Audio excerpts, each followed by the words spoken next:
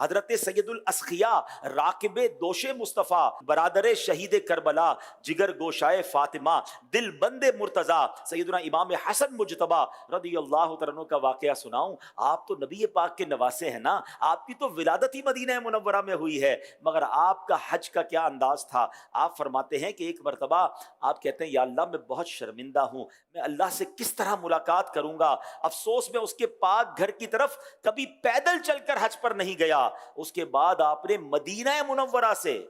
20 مرتبہ پیدل مکہ مکرمہ کا سفر کر کے حج کا سفر کیا، یعنی آپ 20 بار آپ نے حج ایسا کیا کہ مدینے سے پیدل مکہ پاک آئے۔ اور منقول ہے کہ ایک مرتبہ آپ نے خانہ کعبہ کا طواف کیا، مقام ابراہیم پر 2 رکعت نماز واجب الطواف ادا کی، پھر اپنا رخسار مبارک جو ہے وہ مقام ابراہیم پر رکھ دیا اور زارو کتار رونے لگے اور اس طرح مناجات کرتے ہیں، اے میرے رب قدیر، تیرا حقیر بندہ تیرے دروازے پر حاضر ہے، تیرا بھکاری تیرے دروازے پر حاضر ہے، تیرا مسکین بندہ تیرے دروازے پر حاضر ہے۔ انہی الفاظ کو بار بار دہراتے رہے اور روتے رہے۔ اس کے بعد مسجد الحرام سے باہر تشریف لائے تو آپ سے چند گز دور جو ہے مسکین بیٹھے ہوئے تھے، آپ کا گزر چند مسکینوں کے پاس سے ہوا جو صدقے کی روٹیوں کے ٹکڑے کھا رہے تھے۔ ان مسکینوں نے آپ کو سلام کیا اور کہا حضور آئیے آپ بھی ہمارے ساتھ بیٹھ جائیے، تو آپ نے سبحان اللہ نواسہ رسول ہو کر آپ ان کے دسترخوان پر بیٹھ گئے،